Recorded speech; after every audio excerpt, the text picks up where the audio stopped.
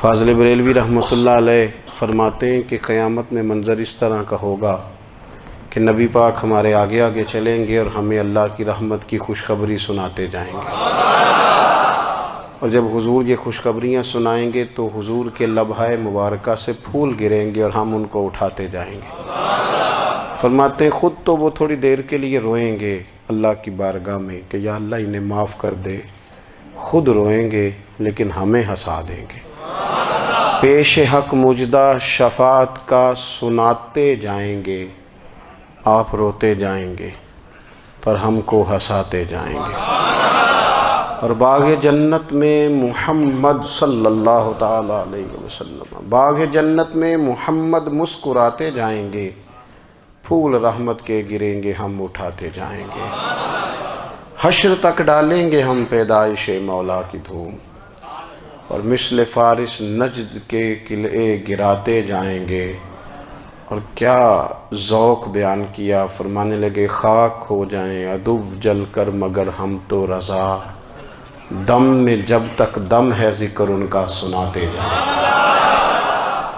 جب تک سانسوں کی ڈوری چل رہی ہے، دم میں جب تک دم ہے ذکر ان کا سناتے جائیں گے۔ اللہ تبارک و تعالیٰ نے نا ہمارے محبوب کریم علیہ السلام کو دنیا میں بھیجا تو فرمایا یا ایھا الناس قد جاءکم برہان من ربکم، اے لوگو تمہارے پاس تمہارے رب کی دلیل آ گئی ہے۔ اللہ تبارک و تعالیٰ نے محبوب پاک علیہ السلام کو سراپا دلیل بنا کے بھیجا۔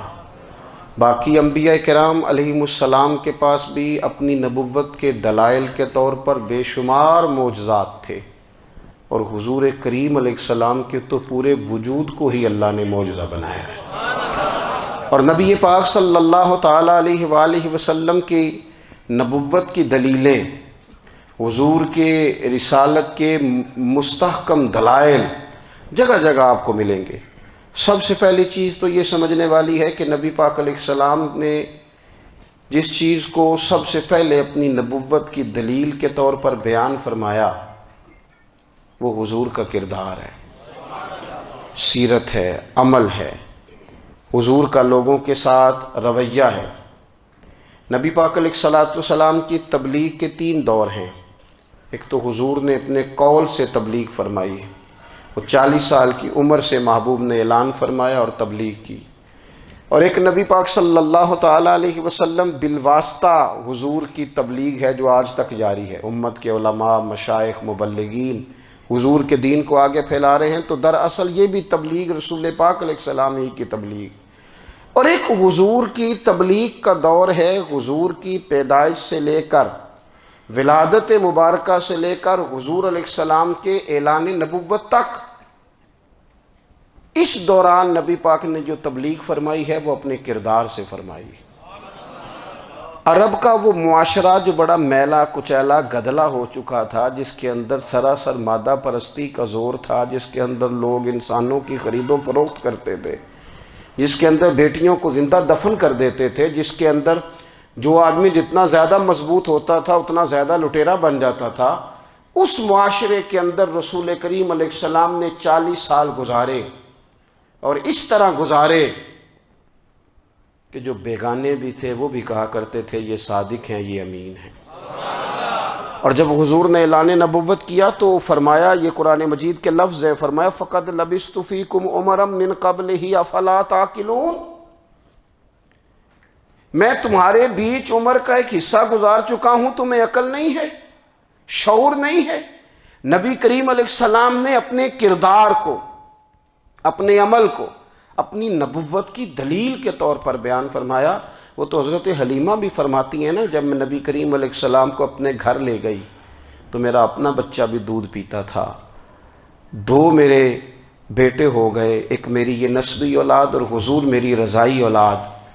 تو کہتی ہیں جب میں کریم محبوب علیہ السلام کو اپنے سینے سے لگاتی تھی تو حضور میرے ایک پستان سے دودھ پیتے تھے اور دوسرا اپنے بھائی کے لیے چھوڑ دیا کرتے تھے۔ یہاں سے رسول کریم علیہ السلام نے کردار کے ذریعے تبلیغ، اور پھر اعلان نبوت سے پہلے ایک تنظیم عرب کے جوانوں پر، عرب کے سرداروں پر مشتمل بنائی گئی، جس میں نبی کریم علیہ السلام نے بڑا حصہ لیا سرکار نے، اور بڑے اہم لوگوں کو شعور حضور نے عطا فرمائے، وہ اس جماعت کا فیصلہ تھا کہ ہم سارے جوان، سارے بڑے لوگ ملیں گے۔ یہ حضور کے اعلان نبوت سے پہلے کی بات ہے۔ ہم بڑے لوگ ملیں گے، کسی بڑے کو کسی چھوٹے پر ظلم نہیں کرنے دیں گے، کسی آدمی کو کسی غریب کا حق نہیں کھانے دیں گے۔ حضور علیہ السلام نے نا اپنے کردار سے، اپنے عمل سے، اور آپ کا جو عمل ہوتا ہے نا وہ اصل ہوتا ہے۔ ایک ہوتا ہے آپ کوئی بات کرتے ہیں اور ایک ہوتا ہے کہ آپ کوئی عمل کرتے ہیں۔ آپ جب عمل کرتے ہیں تو عمل کے ذریعے بھی لوگوں تک بات پہنچتی ہے کہ دراصل آپ کا اٹھنا بیٹھنا چلنا پھرنا کیا ہے۔ میرے رسول کریم علیہ الصلوۃ والسلام کا اٹھنا بھی ایک نبی کا، بیٹھنا بھی ایک نبی کا، بات کرنا بھی ایک نبی کا، معاملات زندگی کرنا بھی ایک نبی کا، لین دین کرنا بھی ایک نبی کا۔ ایک شخص کہتے ہیں میں نے اعلان نبوت سے پہلے حضور علیہ السلام سے کوئی چیز خریدی تھی اور میں نے عرض کیا تھا آپ یہاں تشریف رکھیں، میں پیسے لے کے آتا ہوں۔ میں 3 دن کے بعد آیا۔ دیکھو یہ بات کرنی کتنی آسان ہے، بولنی کتنی آسان ہے، پر 3 دن یہاں میرے بھائی کو کسی شخص کو 2 گھنٹے انتظار کرنا پڑ جائے تو لوگ کہتے ہیں الانتظار اشد من القتل۔ یہ تو قتل سے زیادہ تکلیف والا معاملہ ہے منتظر رہنا کسی کا۔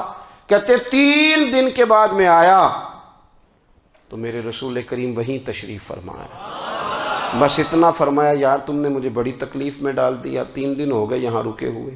تو حضور نے اپنے کردار کو، اپنے عمل کو، اپنے معاملات کو سب سے پہلے اپنی نبوت کی دلیل کے طور پر پیش کیا۔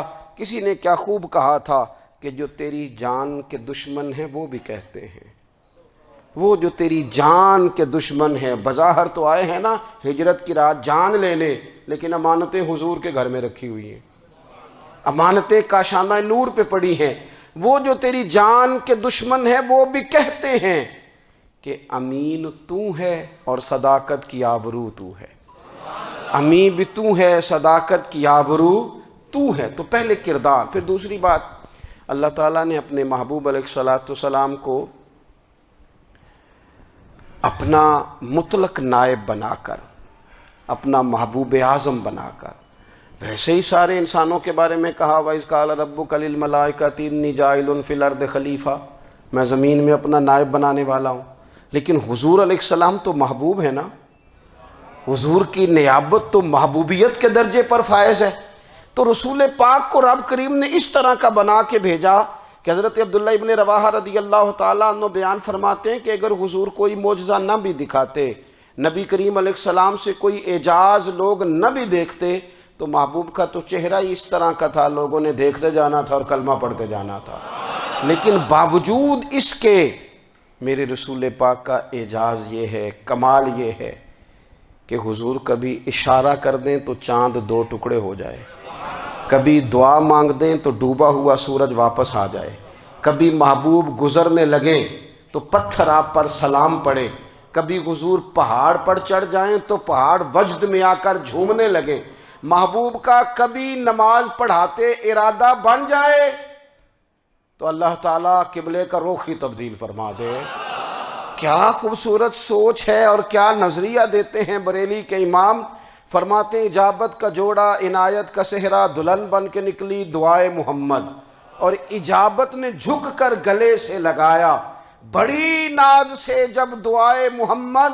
دیکھو خدا کی رضا چاہتے ہیں دو عالم، خدا چاہتا ہے رضائے محمد صلی اللہ تعالی علیہ وسلم۔ اور